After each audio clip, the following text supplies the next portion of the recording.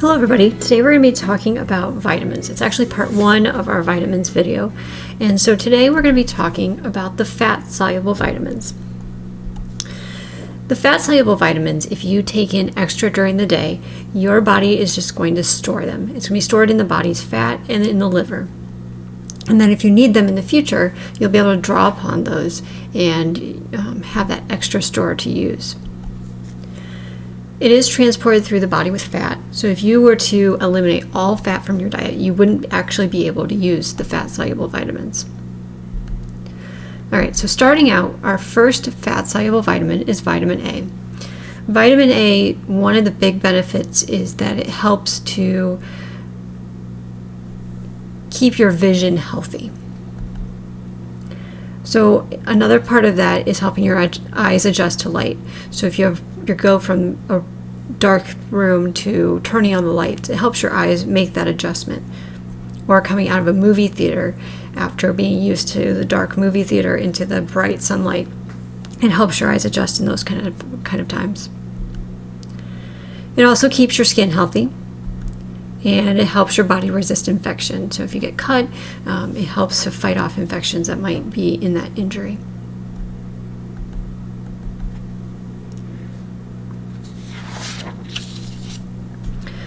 Now, if you get too little, your eyes can be more sensitive to light. So bright light seems a lot brighter and it hurts your eyes. It's harder to focus. It can also cause you to develop what's called night blindness.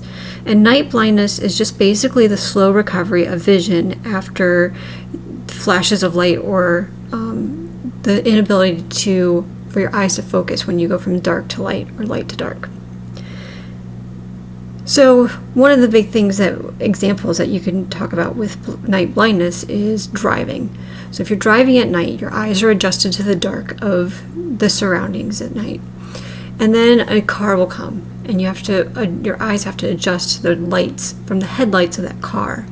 And then as the car passes, you go back to that dark, so your eyes have to refocus to dark so that you can see what's going on.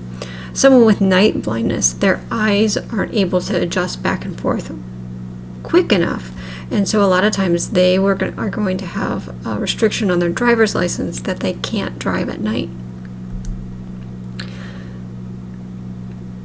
Rough, cracked skin can also come from having too little vitamin A in your diet, and then it can lower your resistance to infections. You might be more likely to have an infection. Kind of an interesting way that they learned about vitamin A or found vitamin A. It was the first vitamin discovered. They noticed that there was dry eyes that was resulting in blindness in malnourished kids in the 1900s. And so this happened in Japan, and a Japanese physician, Dr. Mori, he learned to cure this with cod liver oil. Well, it was the vitamin A in the cod liver oil that caused the vision to be regained. And so that was what led to that discovery of the vitamin A. Too much vitamin A can cause headaches. It can make you feel very nauseous. It can cause dry skin. And it may cause your skin to turn yellow, so you get more of a jaundiced look. And then with kids, it can cause stunted growth. So they wouldn't grow as tall as they probably should have or would have if they would be getting enough of the vitamin A. When I was in college, my college nutrition professor came in one day and she said, "I have something that I want you to promise me."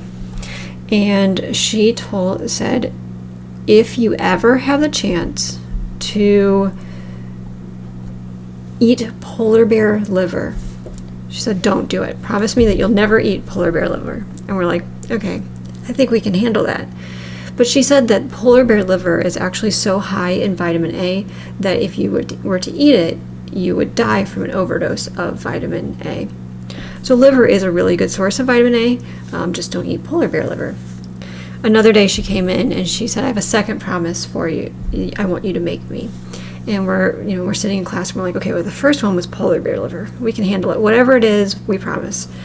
And so her second promise was to never eat pepperoni on your pizza. I'm not sure we all probably many of us were able to keep that one, but she said that pepperoni is just very high in fat. There's no nutritional value, so she said you should never eat pepperoni on your pizza. Other sources, deep yellow or orange fruits and vegetables. Probably one of the best things that people associate with vitamin A is carrots. Vitamin A helps your vision, and people will say eat your carrots to help your eyes, to keep healthy vision. So you can associate those deep orange fruits like that or vegetables like that with vitamin A. Other ones, pumpkin is a very good source of vitamin A. So Thanksgiving time, if you have pumpkin pie, you're getting some vitamin A, so some healthy parts of that, even though it does have that added sugar. Sweet potatoes are another one that is really high in vitamin A. Dark green vegetables, things like spinach or broccoli, would be good sources of vitamin A. Milk is another good source of vitamin A.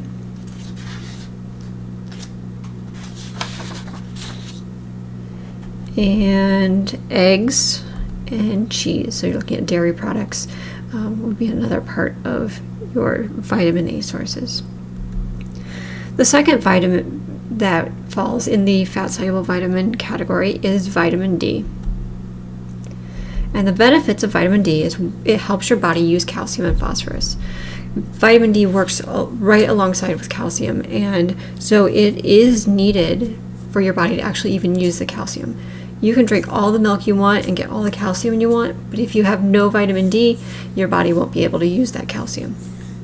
So it is needed for healthy bones and teeth as well. And then it has a job to help keep your nervous system and your heart working properly. So again, some very major jobs that vitamin D would have to help keep your body running healthy and be healthy.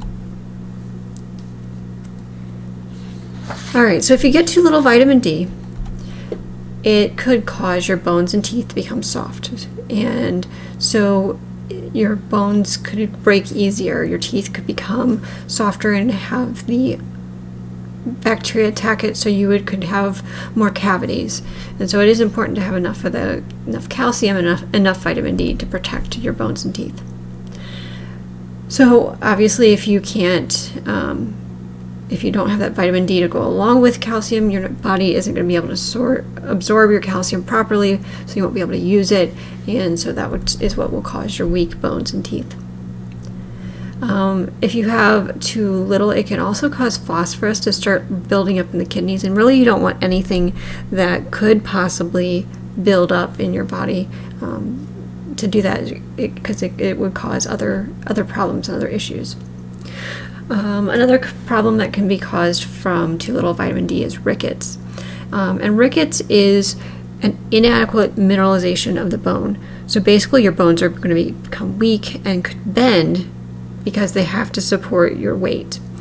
And so that results in bowed legs or knocked knees or outward bowed chest. And sometimes in kids that can be very severe if it's a prolonged case of not having enough vitamin D. And they actually learned of this when there was in cities where there was a lot of smog and there wasn't a whole lot of kids being out and getting the sunshine that they need to be able to make vitamin D, and we'll talk about that again in a minute. If you get too much, it can cause nausea. You can lose your appetite, just not feel like eating. It can cause diarrhea. Your bones can actually become more fragile, and it can cause kidney stones.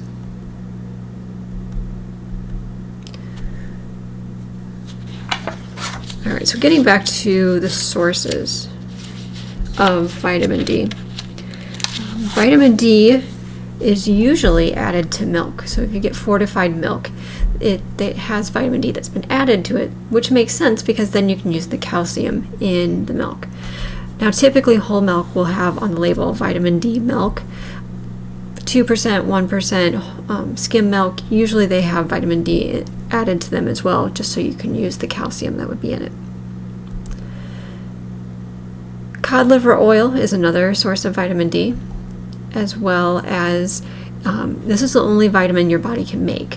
So if you're out in the sunshine, it can be made as the sunshine hits your skin. And so again, that's why they started to notice the rickets being a problem and discovered this lack of vitamin D causing it in those areas where there was a lot of smog and was the kids weren't getting enough sunshine to make the vitamin D themselves. And so because it is made on the skin when you're out in the sunshine, it's sometimes called the sunshine vitamins.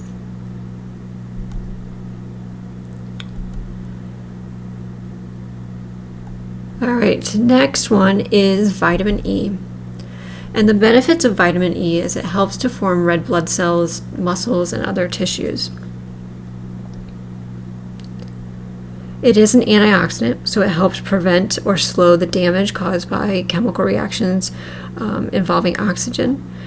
It also may reduce the risk of heart disease, and it can protect the lungs against air pollution, especially during heavy exercise when you're breathing very heavily. Now, if you get too little, it can cause your blood cells to actually break and rupture. Muscles can start to waste away and not have as much muscle mass as they should have. And the good news, though, is that shortage is rare in humans, so it's not something that you probably really have to worry about if you're eating a healthy, well-balanced diet. If you get too much vitamin E, it can cause nausea, it can make you feel very dizzy, it can affect your vision and cause blurred vision. It can cause extreme fatigue. You just have no energy, extremely tired, and muscle weakness. So sources of vitamin E, just to make sure you're getting enough. It's in vegetable oils, and so when you're cooking with vegetable oil, it's adding some vitamin E to your meals. It's also in whole grain cereals. So again, keeping that whole grains is going to add and allow you to have more vitamin E.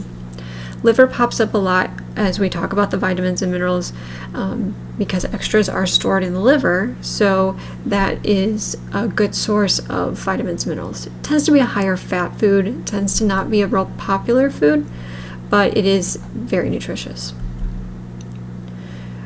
Green leafy vegetables, so looking at things like spinach, would also be good sources of vitamin E. All right, the last fat-soluble vitamin is vitamin K. And vitamin K has an important job. It helps form what your body needs for blood clotting. So if you cut yourself, your blood needs to clot so you don't continue to bleed. And it does this by helping the liver make the protein in the blood that is needed to cause blood clotting. If you get too little, it can cause hemorrhaging in infants. And so a lot of times after babies are born, they will give them a vitamin K shot to help prevent the hemorrhaging as being a problem.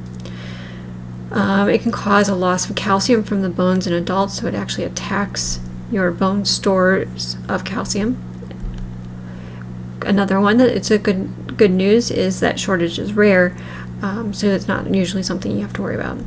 And that's the nice thing about fat-soluble vitamins is your body stores it, so you can use that extra that you take in during the day another day if you don't get enough. Bad thing about that, though, is that you have a higher risk of getting too much of the vitamin because it can build up in your system. So too much vitamin K can cause jaundice. Jaundice is basically a yellowing of the skin due to the spillover of the bile pigment bilirubin. So for babies, you may hear them talk about checking the bilirubin count, and that is looking to see if they have jaundice. And sometimes even with jaundice, like the whites of your eyes can look yellow as well. Sources of vitamin K, they're in green leafy vegetables, cabbage, cauliflower, potatoes, so you're looking at a lot of vegetables there that would be good sources. And of course, liver pops up again. So that concludes the fat soluble vitamins. Again, if you have any questions, please let me know. Have a wonderful day, and I'll talk to you guys later.